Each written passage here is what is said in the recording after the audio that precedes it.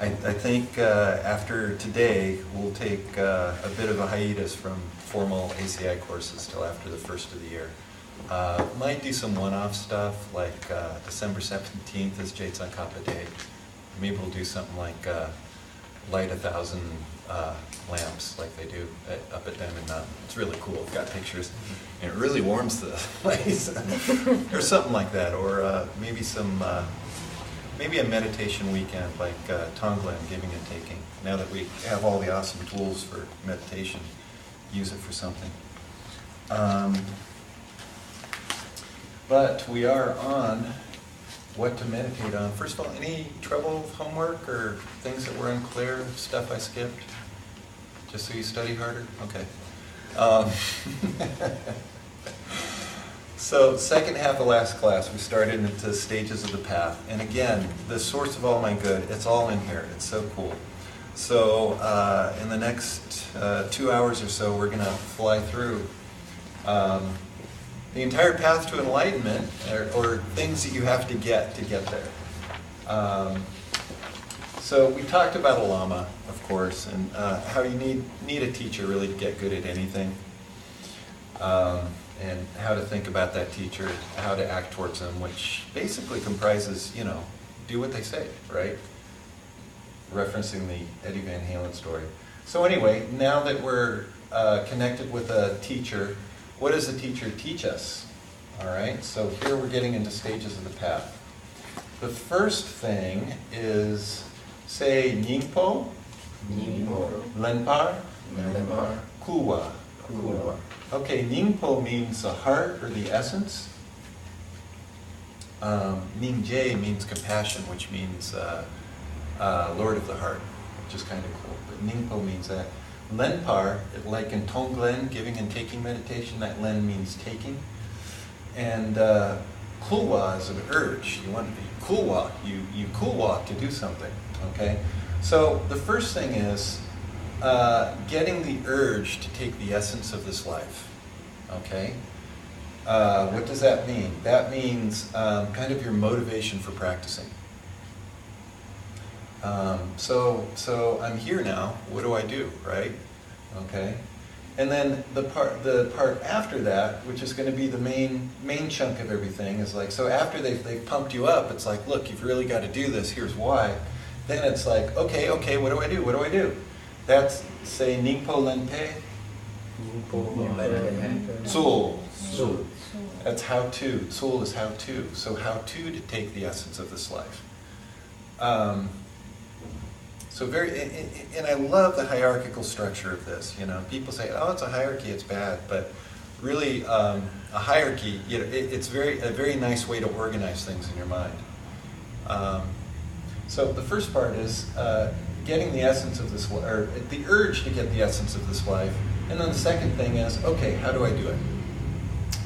So, any questions about that? All right, so let's pick apart this first one a little bit, drill down on it. Okay, this is one of the two classical lists called Leisure and Fortune, or Opportunities and Resources.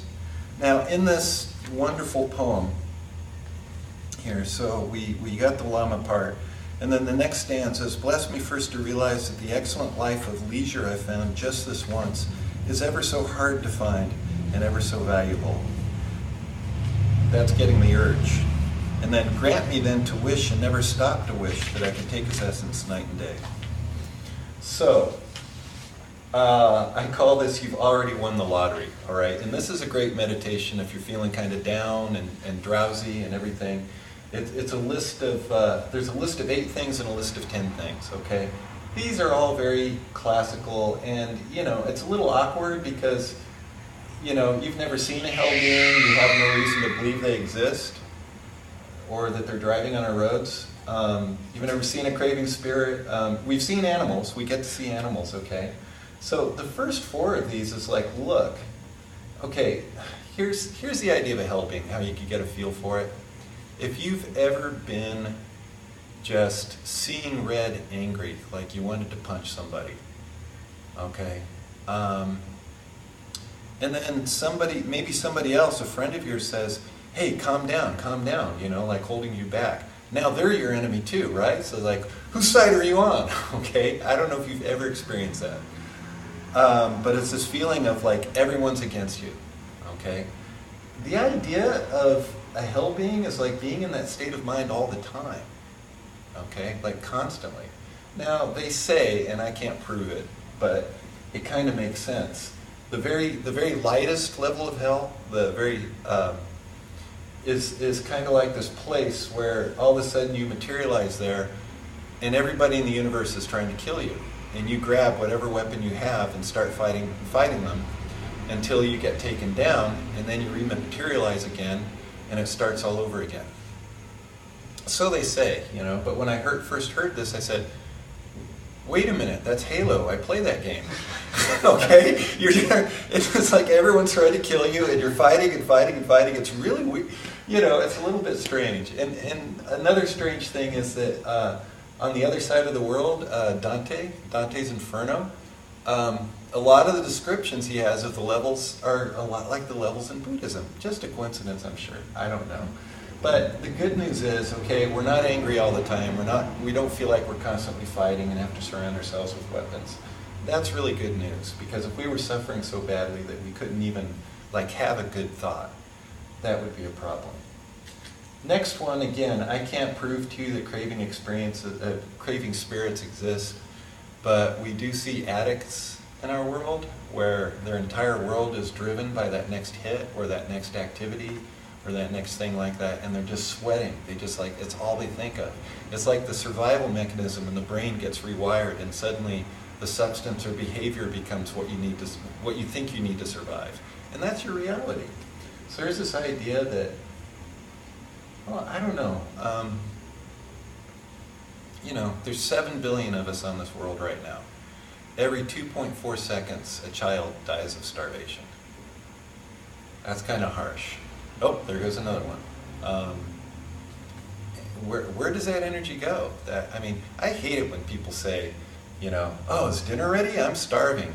You are not starving, okay? It's an insult. It's an insult to, oops, there goes another one. People are actually dying of starvation on this planet, okay? Fortunately, we have enough to keep us going. Even the folks out here on the street here have, they're still walking and talking. They might be hungry. Most of us, though, you hardly ever miss a meal or 2 meals. Have you ever gone a day without eating? All right. Not an animal, okay? Some people would argue that animals are more pure than us. They don't have conceptual thoughts. They just, live in the moment and everything. But the thing about being an animal is they're on autopilot a lot, right? They're reacting to instinct. They can't decide, maybe I shouldn't eat this gazelle, the lion says, maybe the gazelle has a right to live, They just don't have an opportunity to do that. Now there's stories of dolphins saving sailors, but other people argue it's that's an instinct too. When their babies are born, they push them up to the surface so they can breathe, So being an animal is not a great thing. So the fact that we don't have these 3 things going on and we can focus on Dharma is really great. And again, this is a classic list. I'm not asking you to believe it. My thing is here, you've already won the lottery, okay? The reason I say that too, I remember hearing about an interview with this great yogi, Yogi Bhajan, I think, founder of the Kundalini practice. But he's saying, someone was asking him, so I bet it's a lot easier to teach poor people, right? Because they know that life is hard. If people had it too easy, they wouldn't be interested in enlightenment or anything like that. And he said, no, actually, not at all. Wealthy people are easier to teach. Really? Why is that? Because see, they've achieved these, goals of a certain amount of money, a certain number of cars and stuff, and they realize they're still not happy, so they start looking for something else. Whereas poor people, every one of you talk to any of them out here, what would make you happy? They'd say, if I just had enough money, then I would be happy. And it's a hard thing to get over. You try to tell them, it's like, look, if I gave you $1 million, $10 million, you'd spend it, you'd still have the same things going on. They go, I don't believe that, man. I'd be so happy, I feel like that sometimes, if I just had this amount of money, then I would be happy. Then I could relax, okay? Which brings us to, okay, there's this idea of demigods or craving spirits. And again, I mean, not craving spirits, demigods, pleasure beings, as your Mike likes to translate. It's this idea that certain beings generate a lot of really good karma without much wisdom in a life, and then they're born into a life where everything is beautiful, they're filled with friends, anything they want, they just think about it and hold out their hand and go, oh, there it is, party all the time, you know. You can almost see this a little bit up in North County in some places, right? You know, Prospect Avenue in La Jolla, you know, here's all these people, rich, beautiful, sculptured bodies, go to the spa 3 times a week, you know. If you had a life that was that good, you might think, you know, it's not too bad. Oh, sorry, got another party to go to, you know. So imagine a realm where you are so disconnected from, you know, the normal pain that we see in this realm that you never even think that it's ever going to end. That's the idea. So the first 4 on this list are like, look, you're a human being. You have just enough suffering and just enough not suffering to be able to think about dharma, okay? Think about all the animals in the world, all right? Flies outweigh 7 billion human beings by like, I don't know, 10 to 1 or something. If you weighed all the flies and all the humans, you know. 3/4 of the earth is covered with water, filled with critters. Lots and lots of critters. We're not one of them. And then among humans, among the 7 million humans, dude, you got these little boxes and you can like, you know, look up anything in the world. It's like magic. It's like magic. If you went to either poor places in this world or if you went back 100 years, you know, and showed them this, it would be like voodoo, you know. Yeah, check it out, here. What do you want me to look up, you know? It's amazing. It's amazing. Just being able to read is amazing. You know, imagine going into a store and then, you know, the squiggly lines are like so much Tibetan. You know, you just, I don't know, where are the cookies? You know. All right. Another thing is we are not in an uncivilized land. The definition of that in Buddhism is we're fortunate to be in a place where there's vowed morality, whether it's a priest who takes vows. Or Buddhist, of course, it takes vows. I mean, it's one thing to be a nice person. You find lots of nice people in poor, uneducated places and stuff. But there's something about us, we're able to say, you know, there's this list of things that I'm not going to do. And that's huge. That's huge among humans. So we're fortunate to not be in a civilized land. And then we don't have any seriously wrong ideas. What does that mean? Like you're raised in the mafia or something and it's like just take what you can, kill anybody you want. The worst wrong idea is to think that there's like absolutely no moral code in the world. Whether you believe in karma, whether you believe in God, you know, we all have kind of a basic sense of right and wrong, okay? It is possible not to have that. And on top of all of this, we don't have any serious mental or physical handicaps that would stop us from studying or practicing. That's amazing. That's amazing. And then finally, the other thing is, fortunately, we haven't been born in a time or place without Buddhist teachings, okay? If you were here 3,000 years ago, there would be no Buddhist teachings. If you stick around for another couple thousand years, they say there won't be, I mean, they might be in a library somewhere, but no one will kind of understand it. It'll be kind of this quaint little thing like, I don't know, Zoroastrianism or, you know, some kind of thing. It's like, oh yeah, there used to be these people called Buddhists. They thought meditation was fun. You know, what's on TV? So we're right in that pocket in millions and millions of years of this planet. Hundreds of thousands of years of human beings on the planet. Boom, here we are. So,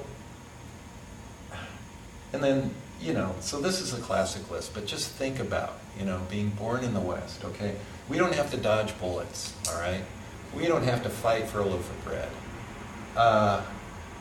We have a government that, at least for now, tolerates just about any kind of faith you want to practice, all right? My teacher, Geshe Michael, he goes and teaches in China a lot. Do you think he's wearing his red and gold robes? He's got a business suit on, and he's not talking about Buddha or anything. He's talking about business. He's talking about planting seeds to get what you want out of the world.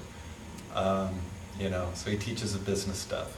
And also the people who are raised with it, or it was like, you know, great-grandmother's superstition, they say, you know, we don't want to hear about that. Don't make us bow down to some blue guy, which, you know, he wouldn't do.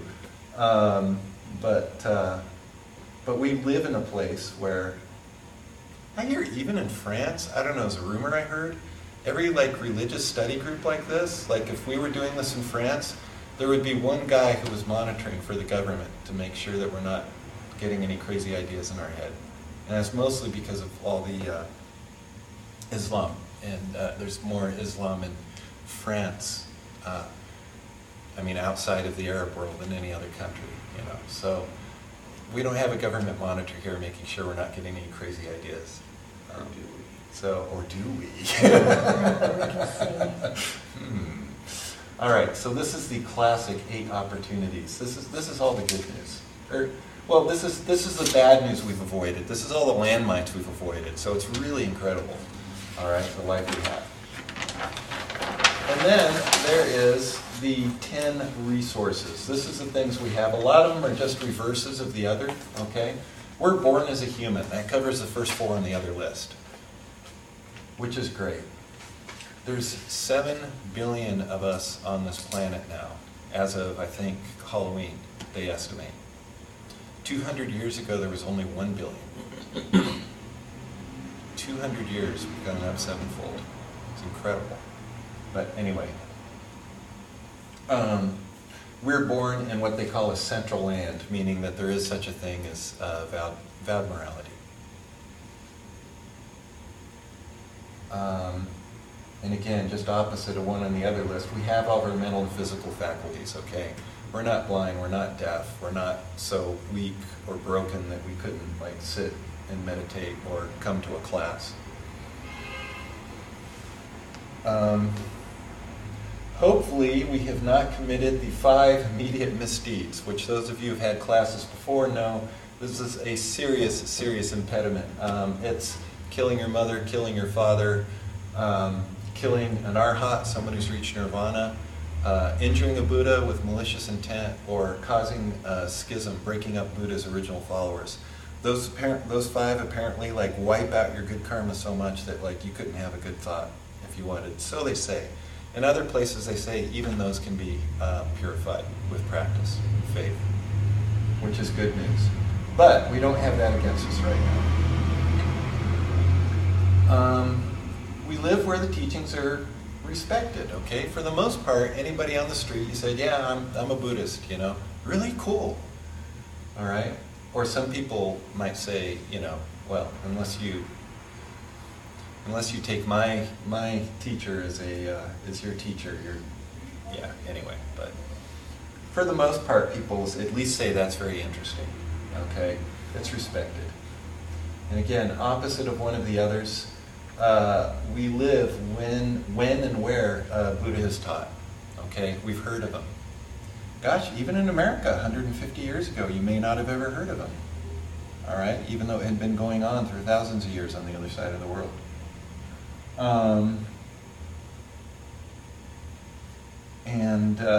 Oh, I'm sorry, there's 2 here, where a Buddha has come and where a Buddha has taught. The implication there is, it's like, yeah, there could be a Buddha, but they might just keep their mouth shut and stay in a cave.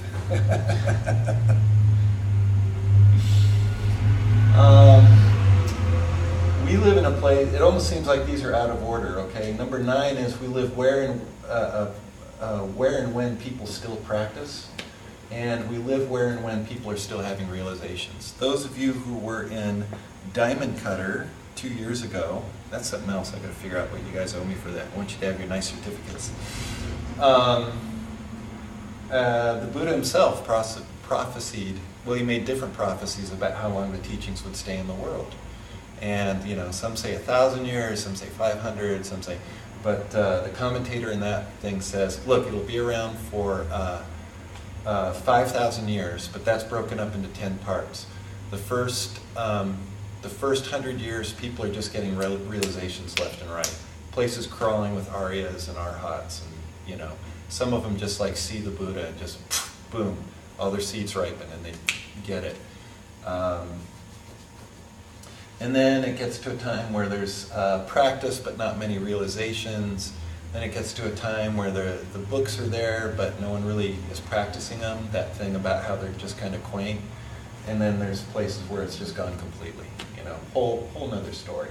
But fortunately, we're in a place where people are still practicing and where people are still getting realizations, like seeing emptiness and who knows what else, okay?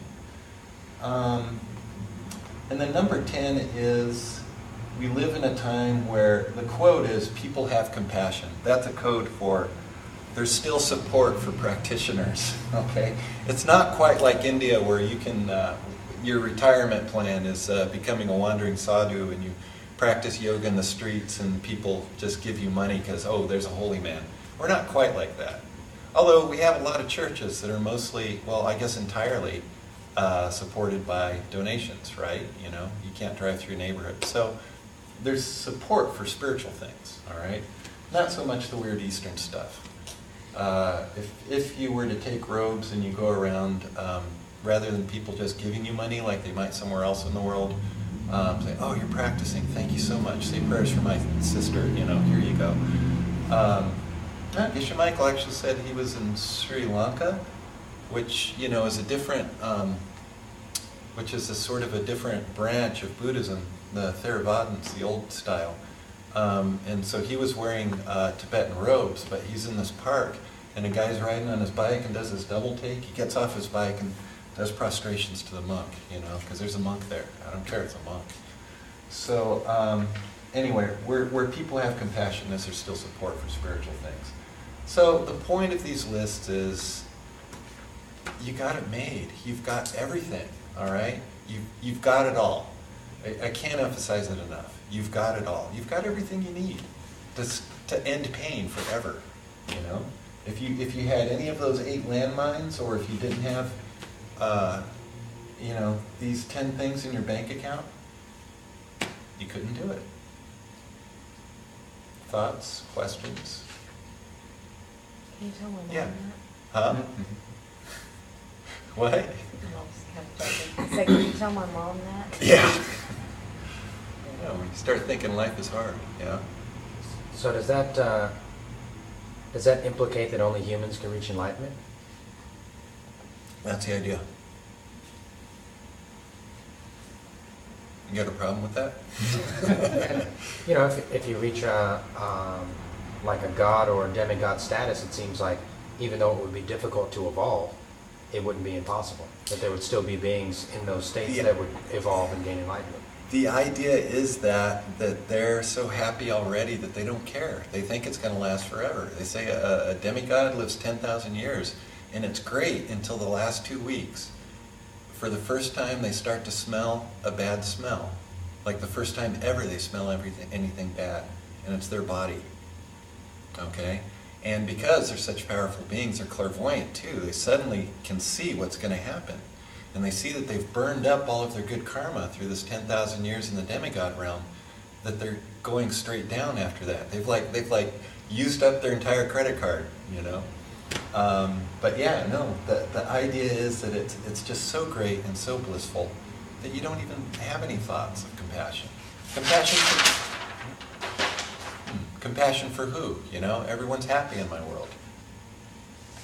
Why would it ever occur to you? That's the idea. There are stories about, like there was some demigod and they were getting towards the end thing and they like ran everywhere. It's like, does anyone know what I can do about this? I'm not happy. I'm not happy about this ending. And some guide said, you know, I heard something about this Buddha Dharma Sangha thing, you know? And, you know, that was enough for them to kind of be looking for it in their next lives. So they say. And again, this is just, you know, it's mythology. Unless I can prove the existence of those beings, I can give evidence that if you just extend human situations, you might be able to see those. But, you know, anyway, just as far as realms, I mean, just looking at the humans, the 7 billion humans on this earth, and what great shape we are in comparatively, you know. There's all the protests going on about the 1% and that I'm the 99%. You know, even if you're the 99% here, you're still the 1% on the planet, you know? I mean, come on. It's incredibly cool. So this is to pump you up. It's like, look, this is this life of leisure I found just this once is ever so hard to find and ever so valuable. You know, you gotta, you know, you think you'd win the lottery if you just get like 6 numbers to line up. You've got 18 numbers lining up.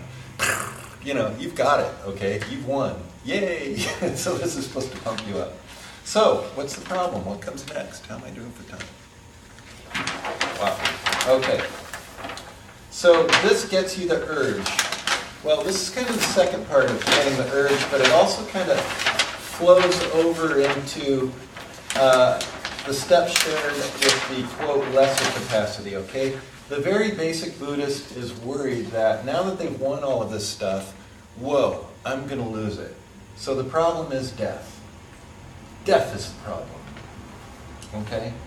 Something about the 7 billion people in the world, in 100 years,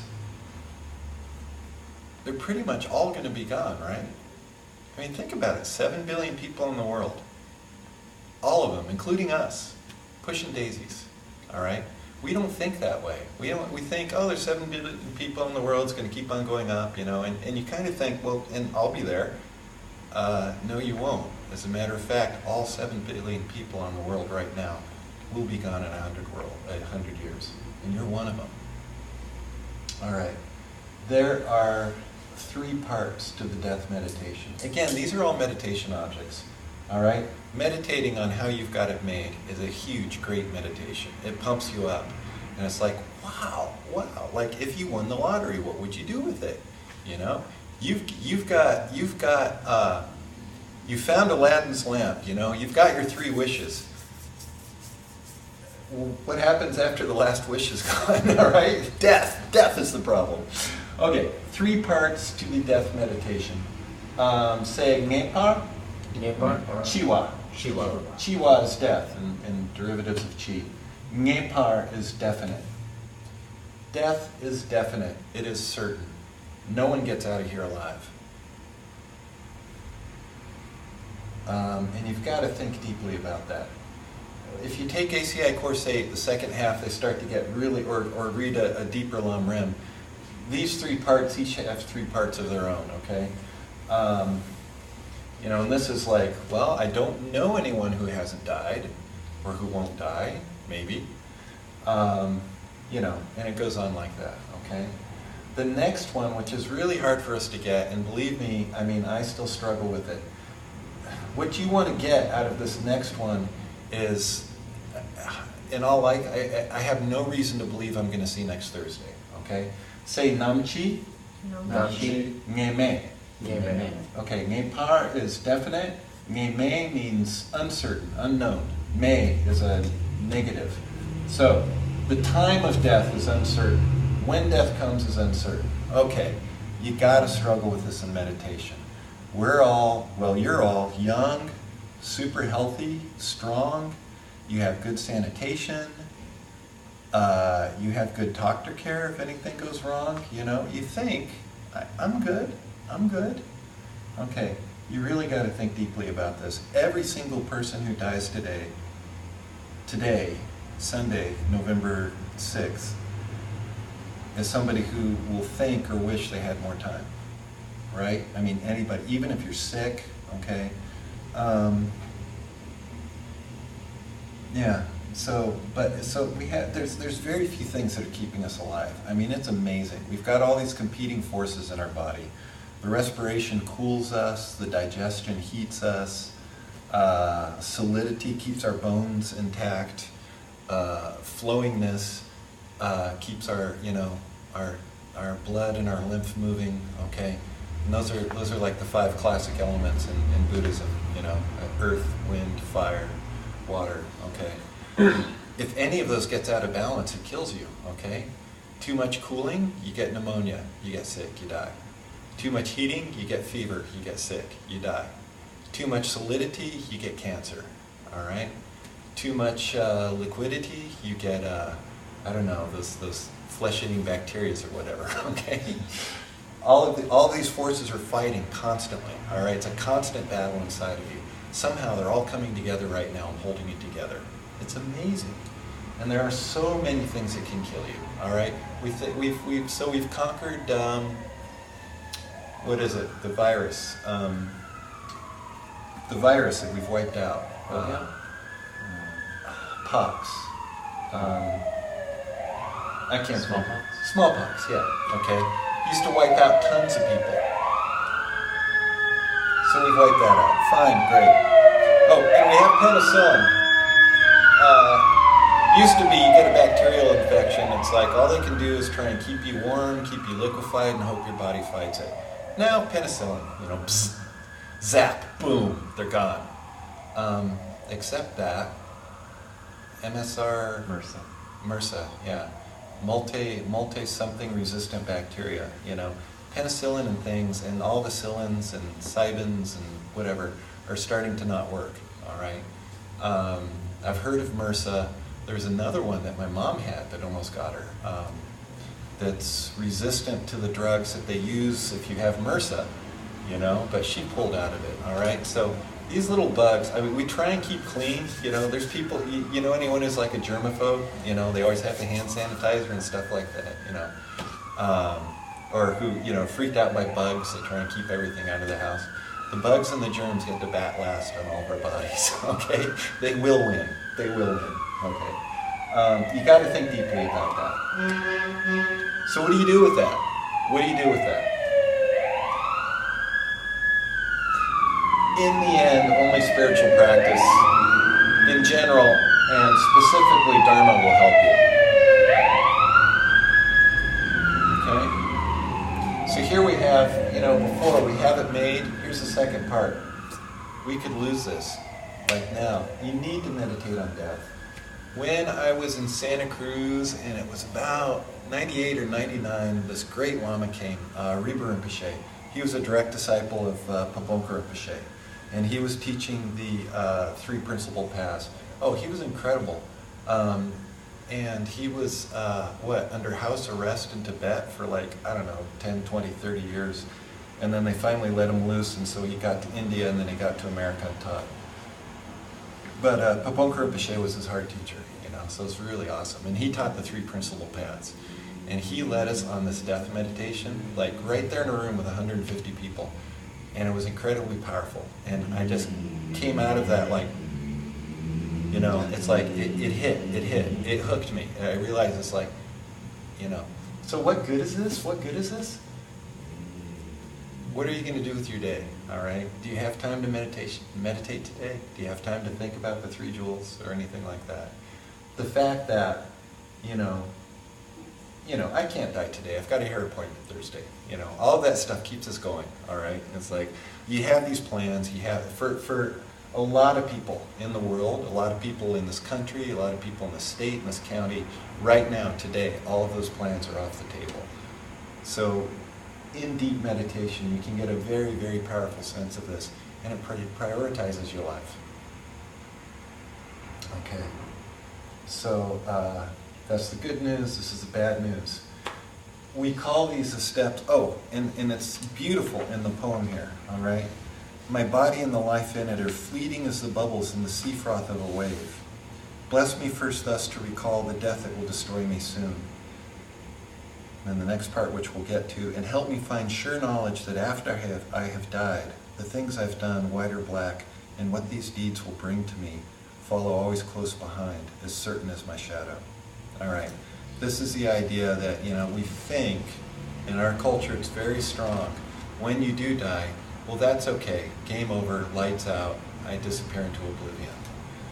There's no evidence for that, okay? That is a result of a materialist culture that believes that the mind, the part of you that knows something is going on, is just a function of the body. The way software runs on a computer. Break the computer, software stops, right? It ain't necessarily so. And if it ain't necessarily so, then What causes the next awareness that comes after that? Let's talk about karma. 4 principles of karma. We've had this before. Okay, this is paths shared with the lesser scope. Again, these are like very basic Buddhists. They go, oh my gosh, I've got it made. Oh my gosh, I could lose it any time. So what do I do with this life? I have got to be good. Because, say, le n'est pas. Karma is definite. The idea that anything you do, say, or think plants a seed in your mind that later ripens into an experience.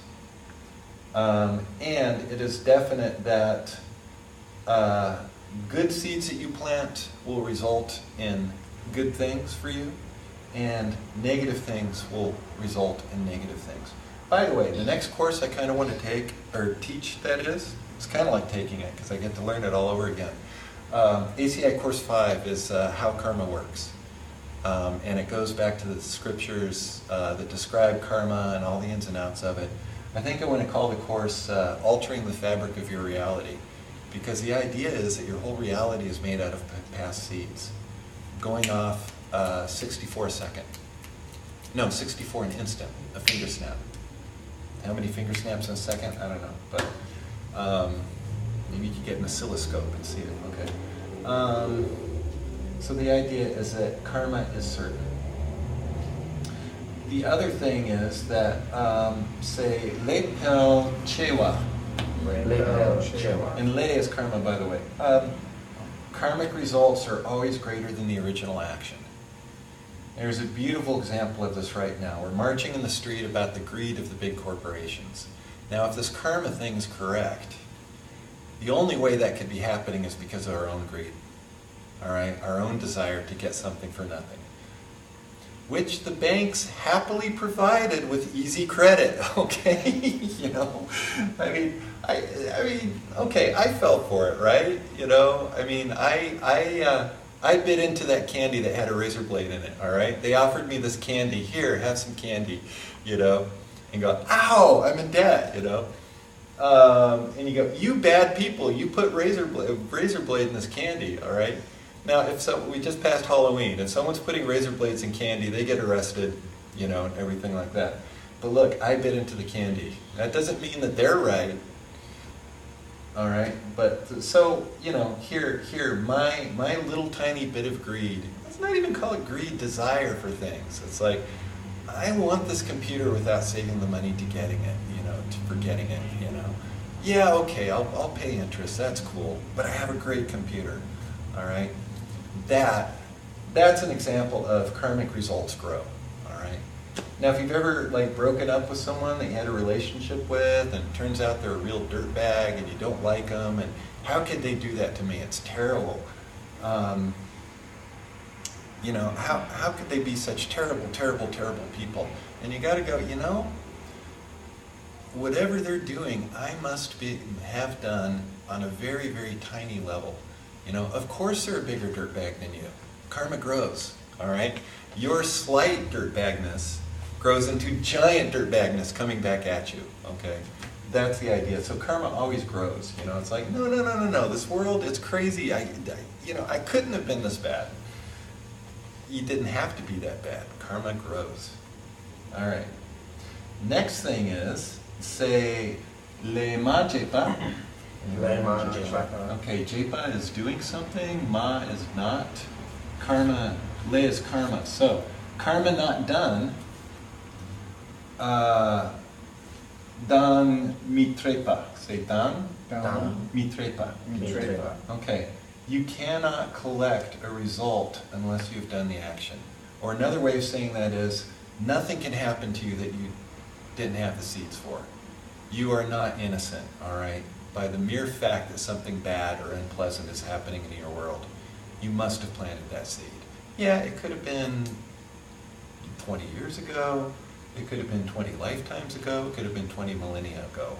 But you see, this is really great to get yourself out of the victimhood mentality. You know, it's like, how could they do this to me? Oh, right. Okay. And then finally, the fourth law is, say, Jepachu, Jepachu. Misawa. Misawa. Okay, karma committed cannot be lost, all right? The camera is always rolling. So if you have these four things, this idea of karma, you know you've won the lottery and that you're going to lose it, and if you believe that whatever's going on now is just going to kind of keep extending in a continuum after you die, you're going to follow these very closely. All right? This is the basis of refuge, of the Buddha Dharma Sangha. You know, do good things, because it's just all a blank screen. Whatever you're seeing, you're projecting it. The projector lives in here. The projector is also projection, but that's a whole other story. Let that cook your noodle. All right, how we doing? You with me? See, you got a lot of fodder to meditate on. You can meditate on a candle, an image of the Buddha, or something like that, but this stuff is what's going to move you forward. All right? This stuff is what's going to move you forward. That's the beauty of the long run. So grant me to be ever careful and stop the slightest wrongs of the many wrongs we do, and try to carry out instead each and every good of the many that we may. Tiny little goodnesses. The road to heaven, the road to enlightenment is paved with tiny little goodnesses. All right? Try not to give up any opportunity to do something good for somebody else. All right? If you don't, it's okay, missed opportunity. But at least you noticed. It's like, I'll get them next time, right? All right, I think that is, I'll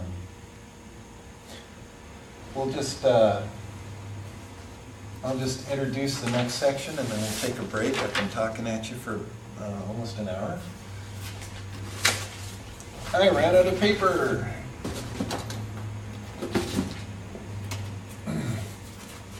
This whole, oopsies, don't worry about it, don't worry about it. This whole taking the essence of the life, this is part 1 of 3. People of the lesser capacity, all right? They're just trying to not have a bad rebirth, all right? Say, Kebu, Kebu. Chungnu, that's supposed to be a U. Okay, Kebu is people, Kungyu is small. It's Kebu Kunju Dan Tumangwe, say Tumangwe, Tumangwe. Lamgi Rinpa. Lamgi Rinpa. Recognize that a little bit, Lamrim, okay? This is people on the stages of the path shared, or people, how to say it? Steps of the path shared with people of lesser capacity, all right? Even though we are supposedly great capacity people, or maybe someday we'll be even further, the second half of the great capacity, which is Tantra people, we still share this, okay? We still have to remember we've got it made. We could lose it any minute. We have to keep planting positive seeds, all right? But people who can't think like for total enlightenment, but they just want to keep their own butt out of suffering, they just basically want to avoid a bad rebirth, all right? Lord Buddha in his compassion taught people, it's like, look, you're screwing up. Do these things, you'll be okay. You'll be okay. So they want to be, they want to remember death, they want to remember karma and take refuge, okay? Because they've got it made, they've met the Buddha. People of medium capacity, say Kebu, Dridang. Okay, this is path shared with people of medium capacity, which we'll get to next. They are trying to reach nirvana. It's not good enough for them to have a good rebirth as a human or a pleasure being or something like that. For some people, the pleasure being thing doesn't sound bad at all. It's like, okay, 10,000 years of bliss. If I have to go to hell after, it doesn't matter. All right, beyond that is people who say, you know what, it's up and down all the time. It's rebirth, it's getting used to a body and losing it, it's having to take on a new body, it's having to go to junior high again, all those things. They want to get out of the cycle entirely and reach nirvana for themselves. It's like Buddha laid out the path for them. They want to be the top employees of Lord Buddha, okay? They want to become the middle managers, all right? It's like, all right, Lord Buddha, we'll do it. We'll get to nirvana. people of the greater capacity, they want to own the company, right? They want to become Buddhists themselves so that they can free every living being from suffering. That is Kebu, Kebu, Chenpoi, Chenpoi, Lamgi Rinpa. Lamji Rinpa. Kebu is a person, Chen is great, like Lamrim Chemo, great book. So these are people of the greater way. Steps shared with people of the greater way. And with that, let us take a break. And yeah, you're getting the whole Lam Rim in like one afternoon. It's awesome. All right.